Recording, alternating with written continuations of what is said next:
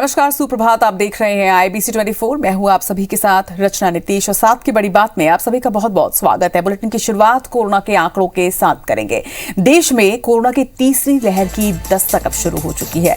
बीते 24 घंटे में देश में 35,503 कोरोना के नए केस आए हैं। तो वहीं अगर बात करें नए वेरिएंट ओमिक्रॉन की, तो इस वेरिएंट के भी 149 नए केस देश में पाए गए। देश में ओमिक्रॉन मरीजों का आंकड़ा इसके साथ ही बढ़कर 1,888 पर पहुंचा है। तो कहीं ना कहीं अब एक्सपर्ट्स भी इसे तीसरी लहर की दस्तक मान रहे हैं। देश में ओमिक्रॉन मरीजों का कुल आंकड़ा जहां लगभग 2000 पर पहुंचने वाला है, तो वहीं बीते 24 घंटे में देश में कोरोना मरीजों का आंकड़ा भी बढ़ा है। 35,503 कोरोना के नए केसों की पुष्टि पूरे देश में की गई। तो लगातार कई राज्यों से बड़ी संख्या में कोरोना के मरीज सामने आ रहे हैं और ओमिक्रॉन वेरिएंट की भी अगर बात करें तो उसके भी केसेस लगातार बढ़ते जा रहे हैं। लगभग 150 के आसपास ये संख्या जो है वो बीते 24 घंटे में आई है और इसके साथ ही आंकड़ा जो है वो बढ़कर 1,888 पर जा पहुंचा है। और देश की बात करें छत्तीसगढ़ की, तो छत्तीसगढ़ में तेजी से कोरोना मरीजों की संख्या अब बढ़ती जा रही है। छत्तीसगढ़ में बीते 24 घंटे में 698 नए केसों की पुष्टि की गई। तो लगातार ये जो आंकड़ा है ये बढ़ता हुआ है। 27,000 टेस्ट में 698 मरीजों की पुष्टि की गई। पॉजिटिव दर इसके साथ ही बढ़कर 2.52% पर पहुंच चुकी है।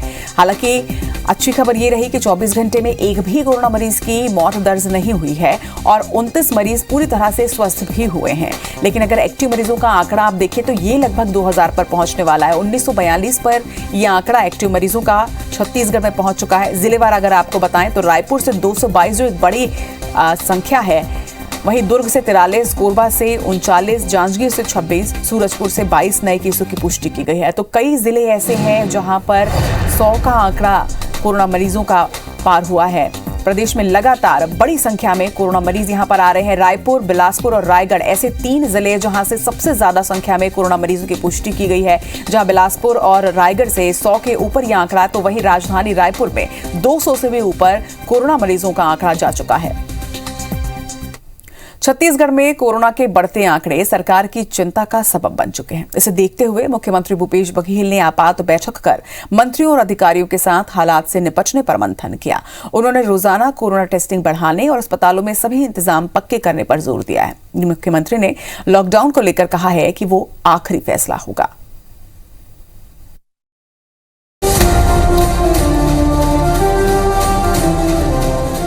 कोरोना संक्रमण की तीसरी लहर की दस्तक ने छत्तीसगढ़ सरकार की भी चिंता बढ़ा दी है। स्वास्थ्य मंत्री के कोरोना पॉजिटिव होने के बाद आनन फानन में मुख्यमंत्री भूपेश बघेल ने मंत्रियों और अफसरों की आपात बैठक ली, जिसमें मौजूदा हालात पर चर्चा हुई।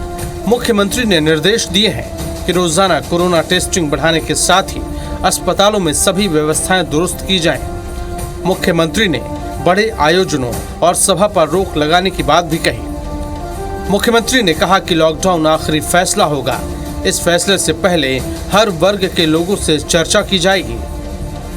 मैंने अधिकारियों से बैठक की क्योंकि मंत्री जी खुद कोरोना पॉजिटिव हो गए हैं।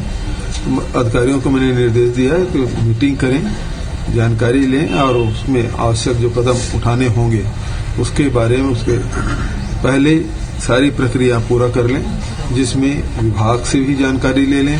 एक सर्दी, खांसी, बुखार जैसे जो लक्षण है इसमें, तो उस प्रकार के लक्षण हैं, लेकिन उस प्रकार से घातक नहीं है जो पहले और दूसरी लहर में थी। इसे ओमिक्रॉन से हमारे यहाँ तभी आइडेंटिफाई ही नहीं हुआ, क्योंकि इसके जांच के लिए भारत सरकार ने जो हमको सेंटर दिया वो भुवनेश्वर है। उड़ीसा में हम सैंपल भेजते हैं, वहां से अभी तक की छत्तीसगढ़ से कोई पॉजिटिव नहीं आया है। अभी नजर रखे हुए हैं, अभी वो स्थिति नहीं आई है। हम लोग लॉकडाउन वो अंतिम हमारा ये निर्णय होगा जिसमें लॉकडाउन करना पड़े। अभी तो लगातार नजर रखे हुए हैं और कोशिश ये होगी, एयरपोर्ट है, रेलवे स्टेशन है, बस स्टैंड है, उसमें चेकिंग बढ़ाने की बात है, टेस्टिंग बढ़ाने की बात है, ये सब करें। और उसमें जो होम आइसोलेशन है, क्वारंटाइन है, ये सब करें। और उसके बाद भी यदि बढ़ रहा हो तो फिर वो आखिरी स्टेज। प्रदेश में 27 दिसंबर के बाद मरीजों की बढ़ती तादाद से सवाल ये भी खड़े हो रहे हैं कि कहीं ये ओमिक्रॉन ब्लास्ट तो नहीं। हालांकि अब तक जो भी सैंपल रिपोर्ट आई है उसमें एक भी केस ओमिक्रॉन के होने की पुष्टि नहीं हो पाई है। दरअसल किसी नए वेरिएंट का पता लगाने के लिए उसकी जीनोम सीक्वेंसिंग करनी पड़ती है। छत्तीसगढ़ में जीनोम सीक्वेंसिंग की सुविधा नहीं है, लिहाजा छत्तीसगढ़ के सैंपल के लिए केंद्र सरकार ने भुवनेश्वर सेंटर अलॉट किया है। राज्य की गाइडलाइन के मुताबिक विदेश से लौटने वाले जो भी लोग संक्रमित होते हैं उनका सैंपल जीनोम सीक्वेंसिंग के लिए भुवनेश्वर भेजा जाता है। प्रदेश के किसी हिस्से में एक जगह कई सारे मरीज आते हैं तो ऐसे क्लस्टर मरीजों के सैंपल भी जीनोम सीक्वेंसिंग के लिए भेजे जाते हैं। इसके अलावा सामान्य केस में से 5% सैंपल भी जीनोम सीक्वेंसिंग के लिए भेजे जाते हैं। इन सैंपल की रिपोर्ट आते आते कम से कम 2 हफ्ते का वक्त लग जाता है। छत्तीसगढ़ में 27 दिसंबर के बाद कोरोना संक्रमण मामलों ने रफ्तार पकड़ी है, जिसे तीसरी लहर की शुरुआत भी कहा जा रहा है। इसके लिए कौन सा वेरिएंट जिम्मेदार है, इसकी रिपोर्ट आने में कम से कम 1 हफ्ते का वक्त लग जाएगा। लेकिन ये दौर बेहद एहतियात बरतने का है। छोटी सी लापरवाही न सिर्फ आपकी बल्कि पूरे परिवार की जान जोखिम में डाल सकती है। मास्क लगाइए, भीड़ भाड़ से दूर रहिए, नहीं तो आफत को आमंत्रण मिलते देर नहीं लगेगी। Bureau report IBC 24। बढ़ेंगे आगे। मध्य प्रदेश का कोरोना और वैक्सीनेशन अपडेट अब आपको दे देते हैं। मध्य प्रदेश की बात करें तो पिछले 24 घंटे में यहां पर 221 नए कोरोना मरीजों की पुष्टि की गई है। तो वहीं मध्य प्रदेश में अब तक 7,94,461 लोग संक्रमित हो चुके हैं। हालांकि कल एक भी मरीज की मौत यहां दर्ज नहीं हुई, ये राहत वाली खबर है। वहीं अब तक 10,533 संक्रमितों की मौत यहां दर्ज की जा चुकी है। मध्य प्रदेश में कल 56 मरीज डिस्चार्ज भी किए गए हैं। वहीं अब तक 7,83,155 मरीज पूरी तरह से स्वस्थ हुए हैं। एक्टिव मरीजों की संख्या की अगर बात करें तो ये संख्या इस वक्त 773 पर पहुंच चुकी है। वहीं कल 10,09,01 लोगों को वैक्सीन भी प्रदेश में लगी है। अब तक 10,34,44,724 लोगों का वैक्सीनेशन मध्य प्रदेश में किया जा चुका है। और मध्य प्रदेश की कुछ और बड़ी खबरों से आपको रूबरू करा दें। शिवराज कैबिनेट की आज एक अहम बैठक होने वाली है। कई अहम प्रस्तावों पर इस बैठक में चर्चा की जाएगी। बता दें कि भोपाल, इंदौर और रीवा मेडिकल कॉलेजों से संबद्ध अस्पतालों में लीनियर एक्सीलेटर लगाने के प्रस्ताव को इस बैठक में मंजूरी मिल सकती है। इसी तरह से PPP मॉडल के जरिए ये मशीनें लगाई जाएंगी। मध्य प्रदेश लोकायुक्त और उप लोकायुक्त नियम 1982 में संशोधन के प्रस्ताव को भी पेश इस बैठक में किया जाएगा। वहीं संशोधन करके सेवानिवृत्त लोकायुक्त और उप लोकायुक्त को परिवार पेंशन की सुविधा देने जा रही है सरकार। इसके अलावा बालाघाट के वाणिज्यिक कर विभाग की परिसंपत्ति को 7 करोड़ 21 लाख रुपए में मेसर्स अभिनव कंस्ट्रक्शन को बेचने की परमिशन के प्रस्ताव को मंजूरी मिल सकती है। इसी तरह से बैठक में पशु नस्ल विकास, रोजगार सृजन जैसे कई अहम प्रस्तावों को मंजूरी दी जा सकती है। तो कई अहम प्रस्तावों पर आज चर्चा होगी, प्रस्तावों को मंजूरी मिल सकती है। कैबिनेट की एक अहम बैठक आज होने जा रही है और शिवराज कैबिनेट की इस अहम बैठक में कई प्रस्तावों पर मुहर लग सकती है, जिसमें मेडिकल कॉलेजों से संबंध अस्पतालों पर भी चर्चा की जाएगी।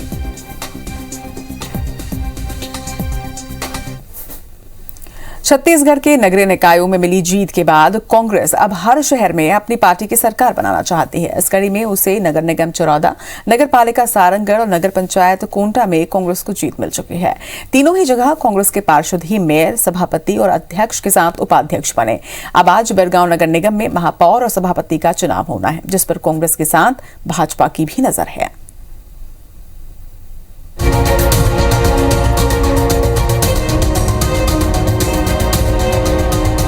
नगर निगम चरोदा में कांग्रेस का कब्जा हो गया है। यहाँ महापौर और सभापति दोनों ही पद पर कांग्रेस के पार्षदों ने जीत हासिल की है। कांग्रेस के निर्मल कोसरे महापौर चुने गए, वहीं कृष्णा चंद्राकर सभापति निर्वाचित हुए हैं। निर्मल कोसरे ने बीजेपी के प्रत्याशी नंदिनी जांगड़े को 16 के मुकाबले 24 वोट से हराकर मेयर पद पर जीत हासिल की। निर्मल कोसरे को कांग्रेस के 19 और 5 निर्दलीय पार्षदों का वोट मिला। वहीं बीजेपी की महापौर प्रत्याशी नंदिनी जांगड़े को सिर्फ 16 वोट ही मिल सके। बीजेपी की ओर से चंद्र प्रकाश पांडे सभापति पद के प्रत्याशी थे, उन्हें भी हार मिली। जीत के बाद नव निर्वाचित महापौर और सभापति ने विजय जुलूस निकाला। पूरा विश्वास था जिस दिन से 2018 में भूपेश सरकार की जन कल्याणकारी योजनाओं के लिए छत्तीसगढ़ की जनता ने जो मुहर लगाई है, हमें भिलाई चरौदा की जनता के ऊपर पूरा विश्वास था और पूर्ण बहुमत की जो उम्मीदें थी उससे बढ़कर भिलाई चरौदा की जनता ने हमें सौगात दी है। उसके लिए हम भिलाई चरौदा की जनता का बहुत बहुत धन्यवाद एवं आभार व्यक्त करते हैं। इधर कोंटा नगर पंचायत और सारंगगढ़ नगर पालिका में भी कांग्रेस का कब्जा हो गया है। कोंटा नगर पंचायत में अध्यक्ष और उपाध्यक्ष दोनों ही पदों पर कांग्रेस पार्षदों को जीत मिली। कांग्रेस की मौसम जया नगर पंचायत अध्यक्ष बनी है, वहीं जाकिर हुसैन उपाध्यक्ष चुने गए हैं। इसी तरह सारंगगढ़ नगर पालिका में भी कांग्रेस की सोनी अजय बंजारे नगर पालिका अध्यक्ष चुनी गई हैं, वहीं रामनाथ सिद्धार उपाध्यक्ष निर्वाचित हुए हैं। जनता को बहुत बहुत धन्यवाद, बधाई, और हमारे कार्यकर्ता सभी को बहुत बहुत धन्यवाद। हमारे पार्षदगण सभी, हमारे विधायक जी को भी बहुत बहुत धन्यवाद, जिन्होंने इतना मेहनत किया, और हम हमारे सारंगगढ़ के सभी वासियों को बहुत बहुत धन्यवाद। खुश हूँ मैं, जो जनता मेरे वार्ड वाले लोग जिता के लाए, मेरे पार्षदगण लोग मेरे को उपाध्यक्ष चुने, और हमारे कांग्रेस कमेटी जो है, हमारे बड़े बड़े धाकड़ लोग हमारे सहयोग किया, उपाध्यक्ष बनाए, उसके लिए दिल से धन्यवाद, उसका आभारी रहूंगा जीवन भर। इधर बाकी नगरीय निकायों में भी कब्जा जमाने के लिए कांग्रेस पूरी तरह से सावधानी बरत रही है। बैकुंठपुर और शिवपुर चर्चा क्रॉस वोटिंग के बाद एक एक गतिविधियों पर कांग्रेस के प्रदेश प्रभारी PL पुनिया, CM भूपेश बघेल से लेकर PCC चीफ मोहन मरकाम की नजर है। मंगलवार को बिरगांव में महापौर और सभापति का चुनाव होना है। बिरगांव के कुल 40 वार्ड में कांग्रेस के 19 पार्षद हैं, जबकि 6 निर्दलीय पार्षदों ने कांग्रेस को समर्थन दिया है। कांग्रेस और निर्दलीय पार्षदों ने CM भूपेश बघेल से मुलाकात कर कांग्रेस प्रत्याशी को वोट देने की बात कही है। बीजेपी भी दोनों पदों पर कब्जे के लिए एड़ी चोटी का जोर लगा रही है, और पार्टी ने पतिराम साहू को महापौर के लिए चुनाव लड़वाने का निर्णय लिया है। पार्टी विरोधी गतिविधियों के कारण से इस प्रकार से रिजल्ट आए हैं, तो जिम्मेदारी तो तय करनी होगी और उसकी कार्रवाई भी होनी चाहिए कि जो प्रमुख हैं हमारे मोहन मरकाम जी, निश्चित रूप से संज्ञान लेके कदम उठाएंगे। ऐसा नहीं होना चाहिए था, जो भी हुआ बहुत गलत हुआ, और मैंने प्रदेश अध्यक्ष आदरणीय मोहन मरकाम जी से निवेदन किया है कि इसमें कमेटी बना के किसी को भेजें, 1 हफ्ते के अंदर रिपोर्ट लें, और जो भी दोषी पाया जाए उनके खिलाफ कार्रवाई होनी चाहिए। कहीं न कहीं हमारे जो प्रत्याशी हैं, जो पार्षद हैं, उन्होंने क्रॉस वोटिंग किया है। हम उसकी जांच कराएंगे और जो भी दोषी पाएंगे उनको पार्टी से बाहर का रास्ता दिखाएंगे। जो जवाबदार कांग्रेस के साथी हैं जो जीत के आए हैं, आजकल लेके सभी समझदार हमारे कार्यकर्ता जीत के आए हैं, सब एक रूप बना के एक राय लेके उसको हम घोषणा कर देंगे। पार्षदों का जो आक्रोश रहा है कांग्रेस को लेकर के, और इसके बाद में जो अपना मत उन्होंने दिया है, तो मैंने इसलिए कहा कि हमेशा ये स्वीकार करते रहे हैं, लेकिन इस बार खुद स्वीकार हुए हैं, इससे उनको सबक लेनी चाहिए। वहीं रिसाली में 5 जनवरी और भिलाई में 6 जनवरी को नगर निगम के महापौर और सभापति का चुनाव होना है। इसके अलावा जामुल में 7 जनवरी को नगर पालिका अध्यक्ष और उपाध्यक्ष का निर्वाचन होगा। कांग्रेस समेत बीजेपी भी यहाँ अपनी पार्टी के प्रत्याशी को कुर्सी दिलाने के लिए तमाम रणनीतियाँ बनाने में जुटी है। Bureau report, IBC 24। और मध्य प्रदेश और छत्तीसगढ़ में क्या कुछ वह अहम खबरें होंगी जिस पर आज दिन भर IBC 24 की नजर रहेगी। इस पर ज्यादा जानकारी के साथ हमारे 2 सहयोगी इस वक्त हमारे साथ जुड़ रहे हैं। भोपाल से हमारे साथ नीलम और राजधानी रायपुर से हमारे साथ स्टार जैन इस वक्त जुड़ रहे हैं। पहले रुक करेंगे स्टार आपका। अगर छत्तीसगढ़ की बात करें तो एक तरफ कोरोना की रफ्तार और दूसरी तरफ शहर सरकार बनने जा रही है, और क्या कुछ खबरें रहेंगी जिस पर आज IBC 24 की नजर दिन भर रहेगी। देखिए, पहले कोरोना की भी बात कर ली जाए, क्योंकि वापस से बहुत तेजी से नए मामले बढ़ रहे हैं। हालांकि अभी तक ओमिक्रॉन जो नया वेरिएंट था उसकी पुष्टि ज्यादा नहीं हुई है छत्तीसगढ़ में, लेकिन कोरोना के आंकड़ों की बात करें तो वो फिर से बढ़ने लगे हैं। चौंकाने वाले आंकड़े हो रहे हैं। पिछले 24 घंटे की रिपोर्ट देख ले तो करीब 700 मामले पूरे छत्तीसगढ़ में आए थे, और जिसमें अकेले रायपुर में 222।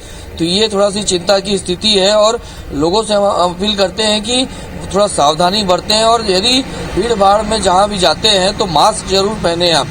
दूसरी बात, जहां तक बात कर रहे हैं निकाय चुनाव में लगातार पार्षदों अच्छी जीत दर्ज करने के बाद अब कांग्रेस के सामने महापौर सभापति के निर्वाचन की चुनौती है, क्योंकि आज से लगभग बड़े निकायों में यदि बात करें, सभी निकायों में जो 15 निकाय हुए थे उसमें कुछ में तो हो चुके हैं, लेकिन बचे हुए में जिसमें नगर निगम बिरगांव शामिल है, भिलाई नगर निगम शामिल है, रिसाली चरोदा नगर निगम ये शामिल है, चारों बड़े निगम यहाँ पर महापौर और सभापति का निर्वाचन होना है, और इसके लिए कांग्रेस ने रणनीति बना रखी है। और कांग्रेस का जिस तरीके से दावा है कि सभी बड़े निकायों में कांग्रेस के महापौर और सभापति बैठेंगे, तो उसके लिए आज से निर्वाचन की प्रक्रिया शुरू होगी, और इनसे जुड़ी जो भी खबरें रहेगी लगातार वो अपने दर्शकों तक हम पहुंचाते रहेंगे।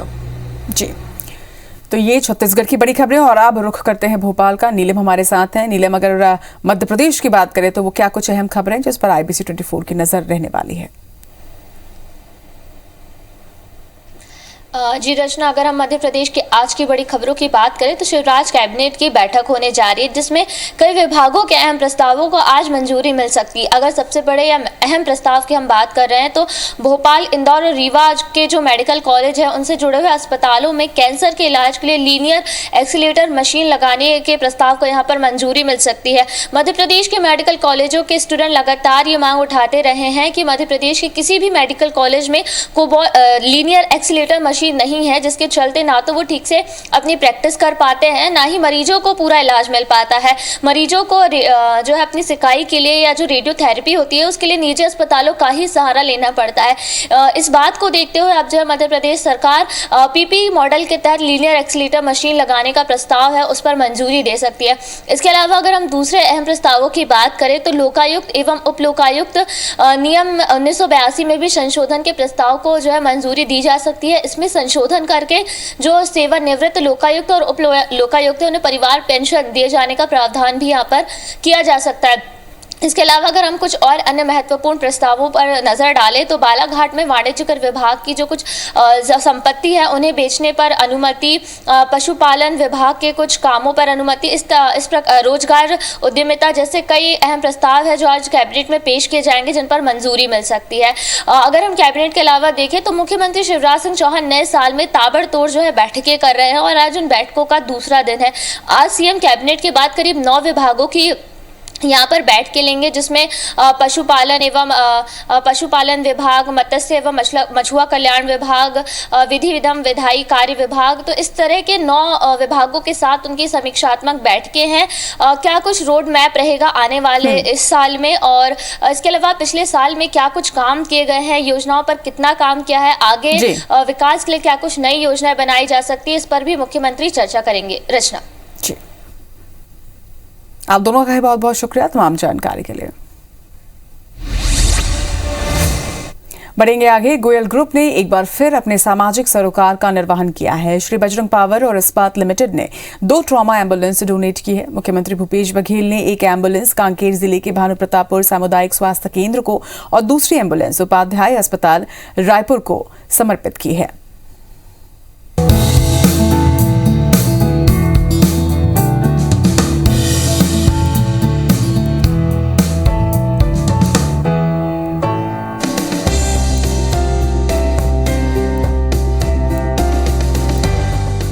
सामाजिक कार्यों में हमेशा आगे रहने वाले गोयल ग्रुप ने एक बार फिर अपनी जिम्मेदारी बखूबी निभाई। ग्रामीण अंचल के लोगों को समय पर इलाज मिल सके, इस सोच के साथ गोयल ग्रुप की श्री बजरंग पावर एंड इस्पात लिमिटेड कंपनी ने 2 एम्बुलेंस डोनेट की। मुख्यमंत्री भूपेश बघेल के हाथों एक एम्बुलेंस कांकेर जिले के भानु प्रतापपुर सामुदायिक स्वास्थ्य केंद्र को और दूसरी एम्बुलेंस उपाध्याय अस्पताल रायपुर को समर्पित की गई। मुख्यमंत्री ने सबसे पहले फीता काटा, इसके बाद एम्बुलेंस में मौजूद आधुनिक सुविधाओं का जायजा लिया। इसके बाद उन्होंने हरी झंडी दिखाकर दोनों एम्बुलेंस को रवाना किया। इस पहल के लिए मुख्यमंत्री ने गोयल ग्रुप की जमकर सराहना की। इस दौरान गोयल ग्रुप के चेयरमैन सुरेश गोयल, MD नरेंद्र गोयल और उपाध्याय अस्पताल की निदेशक शैलेंद्र उपाध्याय मौजूद रहे। गोयल ग्रुप की इस सौगात से रायपुर के साथ साथ कांकेर के आदिवासी अंचल के साथ साथ माइंस के आसपास के लोगों को भी इसका फायदा मिल सकेगा। बहुत बहुत बधाई। और सुदूर अंचलों में इसकी बहुत आवश्यकता है, जहां कोई बीमार पड़ जाए या दुर्घटना हो जाए, ऐसे समय में जो मेडिकल सपोर्ट की जो आवश्यकता है, तो इस एम्बुलेंस में सारी सुविधाएं हैं, जिससे जीवन रक्षक बहुत सारे इक्विपमेंट उसमें लगे हुए और उसे निकट के हॉस्पिटल पहुंचाने में वो बड़ा सहायक होगा। इससे संकट के समय में जान बचाने में ये सहायक होगी। मैं बधाई देता हूँ। धन्यवाद दूंगा भैया का, ये इन्हीं का ग्रुप है, कोई मेरा ग्रुप नहीं है। ये मुख्यमंत्री जो है वो परिवार का मुखिया भी होता है और प्रदेश का भी होता है, तो इन्होंने समय दिया इनको पता है इसका क्या उपयोग होने वाला है। और हम आगे भी विश्वास दिलाते हैं। पहले भी हमने 12,000 वैक्सीन लगवाई थी और कंपनी के खर्चे से लगाई थी, और आगे भी जैसा आदेश होगा, जैसी जरूरत होगी, हम मुख्यमंत्री जी के साथ हैं और बहुत बहुत इनका धन्यवाद जो इन्होंने समय दिया हमको। गोयल परिवार हमेशा जो CSR करता है उसके पीछे उद्देश्य यही होता है कि जन सेवा हो, शिक्षा हो या स्वयं रोजगार योजनाएं हो। इस तरीके के CSR में ही उनकी हमेशा इच्छा बनी रहती है और जो आगे भी हम यही प्रयास करेंगे कि जितना CSR हो उसमें स्वास्थ्य हो, शिक्षा हो या स्वयं रोजगार हो। और मैं आगे सभी को उम्मीद करता हूं और अपनी तरफ से हम कोशिश करेंगे कि आगे भी इसी तरीके की सेवाएं देते रहें। दोनों एम्बुलेंस की लागत 1 करोड़ रुपए से भी ज्यादा है। एम्बुलेंस में मौजूद जीवन रक्षक यंत्रों में वेंटिलेटर और आपातकालीन सेवा के लिए सभी सुविधाएं उपलब्ध हैं। देखिए, ये एक वस्तुतः ट्रॉमा एम्बुलेंस है जिसमें कि जो गंभीर मरीज रहते हैं उनके शिफ्टिंग के लिए ये काम में आती है। इस एम्बुलेंस में एक मल्टीपैरा मॉनिटर होता है जिसमें कि मरीज के सारे जो ऑक्सीजन सैचुरेशन से लेके ब्लड प्रेशर से लेके ECG तक मॉनिटर किया जा सकता है। यहाँ पे एक सिरिंज पंप लगा हुआ है जिससे कि मरीज को जितने आवश्यकता हो उस आधार पे दवाइयां जो हैं एकदम एग्जैक्ट नेचर में, जैसे ICU में हम दे सकते हैं वैसे देने की सुविधा लगी हुई है। चीजें जो एस्पिरेट कर सकता है वो सारी चीजें जो हैं मरीज का उससे निकाला जा सकता है। एक स्टेट ऑफ आर्ट यहाँ पे स्टोरेज एरिया दिख रहा है जिसमें कि सारी दवाइयां और डिस्पोजेबल्स रखे जाते हैं। गोयल ग्रुप पहले भी एम्बुलेंस डोनेट कर चुका है। वास्तव में कोरोना काल में जरूरत ऐसी ही पहल की है, तभी न सिर्फ महामारी से मुकाबला हो सकेगा बल्कि लोगों को समय पर इलाज भी मिल सकेगा। Star Jain, IBC 24, Raipur.